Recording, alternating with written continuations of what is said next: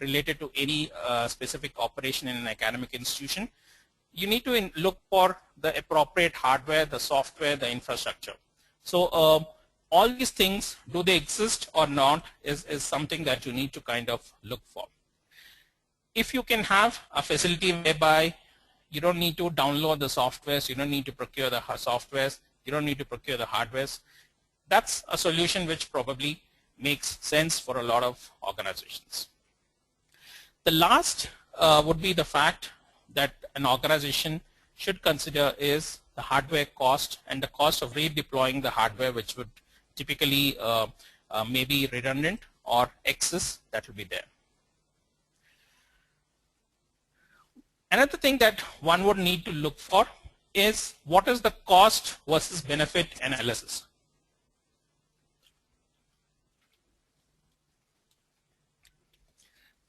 In any organization, there are two levels of expenditure, the CAPEX and the OPEX, which will basically be the capital expenditure that an institution needs to spend right now versus an operating expenditure which probably can be staggered over a couple of years.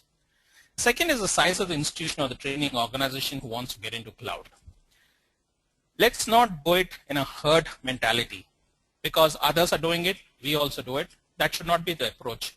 We should evaluate based on how your organization is and how relevant it is for people to kind of see the benefits of how it affects you compared to anybody else. You must also compare the depreciation of your assets that are currently there and compare that to the operating expenses on the cloud. You must also evaluate the cost of privacy, which typically if you suppose go for a private cloud, what is the cost of privacy? Does it justify the business reasons of going for that? Data security, which is generally an important factor, but if you do not have data, which is honestly very, it's a public information or a data which is commonly available, do you need to really put it on the cloud? You must evaluate that. Another major thing that you must look for is the cost of networking and the cost of on-premise storage of your data. The last and the important thing that you must look for is a lot of vendors force you to go in for a lock-in period of 3 years, 5 years, whatever. So is that something that you'd like to get into? You must definitely evaluate, try and do a proper understanding of the lock-in, what are the benefits, what are the drawbacks in it, and also look at what is the migration cost. If you would like to move out from that particular service provider, what is the cost of migrating out from that?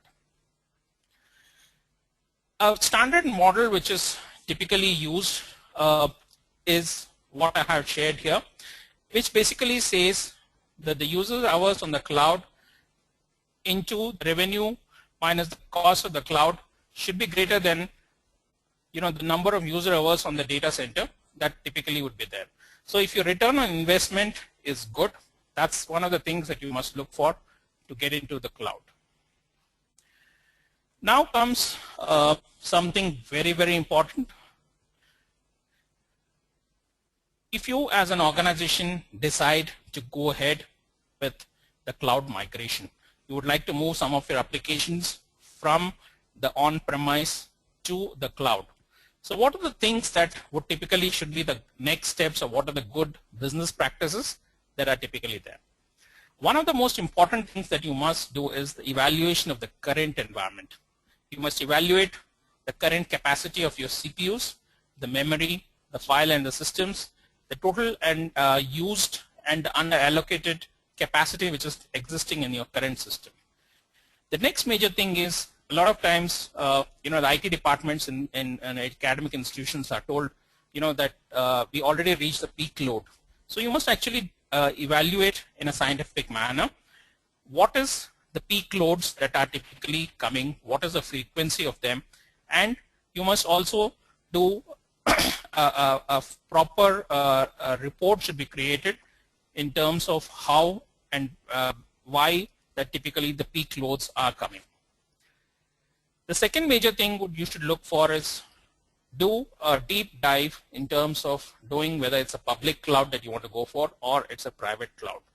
Each one has got its own merits and benefits and drawbacks. So you must do a kind of a balanced evaluation of whether to get into the cloud or it should get into the private cloud. The single sign-on IaaS and the integration with the current apps is extremely important. If the service provider who's offering you cloud computing is not able to give you these features, you must definitely ask those hard questions as to how that would be possible and what will be the cost of integration. Another major thing that you must do is there are certain applications by which if those fail, you know, the organization or the entire institution basically can be affected. So you must identify the mission critical, the high risk and the low risk data and applications within the organization.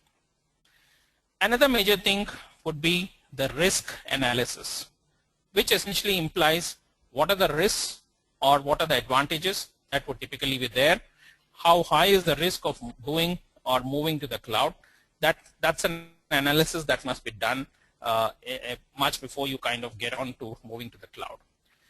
The next thing that you must look for when you're migrating to the cloud and the deployment that will typically be there would be you know, what would be the impact that will be there, or what is typically called as the business impact. Let us assume an academic institution or an organization who would like to kind of move to the cloud. So moving to the cloud, does it help you get more students? Does it help you to you know, be more successful in the areas that you're currently in? Does it help you to get you know, start some more programs? So these are the factors that you must look for.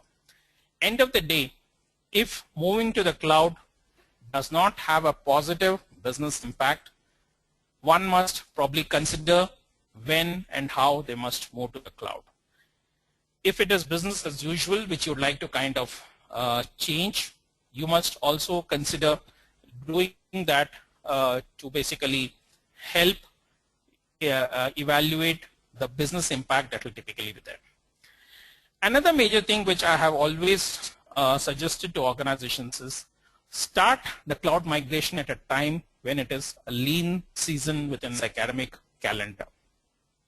What I would mean is you have all the students on the campus, you have all the faculty on the campus, a whole lot of classes are going on. That's definitely not the best time to start experimenting. So what you must typically do is you must start the basic trial or the deployment at a lean time, which essentially means either during the vacations or post the exams when you know, the academic load is much less on all the users. B would be the fact that you must typically start at a time when the relevant users are available to try and test out the applications. So don't do it at a time when nobody is available. You start it off, the trial version for 30 days finishes, and there's honestly been you know, not been able to evaluate the cloud computing software. So it's probably not a good way to go about things. Another major thing that you must also look for is you know, the vendor evaluation and the trial period.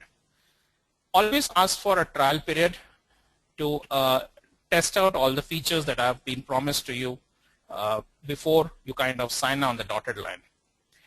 One of the major things that you must look for is, do they own the data center? What is the location of the data center? The second major thing that you must look for is the integrity issues that are involved in terms of the organization and the services that they provide.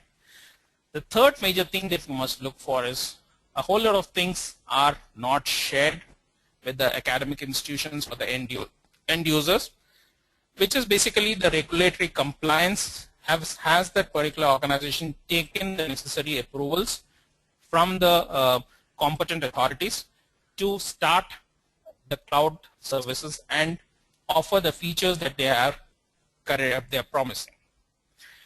The last thing which you must always try and evaluate is try and look for an organization similar to yours, in terms of size, in terms of what they typically do.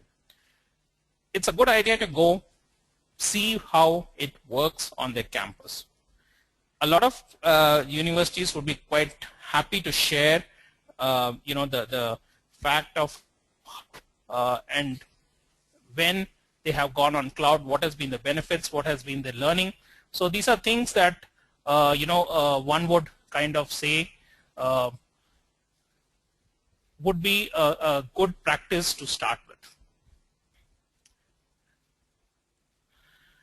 Now, once we have basically done all this, there is a tick or there is a consensus within the organization basically to do this.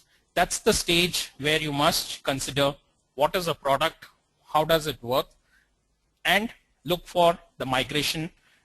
You must draw out the migration strategy, and the deployment strategy should be worked out. So that's essentially the stage where you must kind of look for and take the necessary steps after that. Now,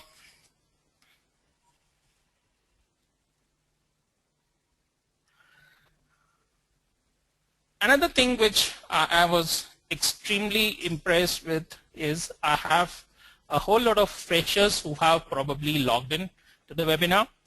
I really appreciate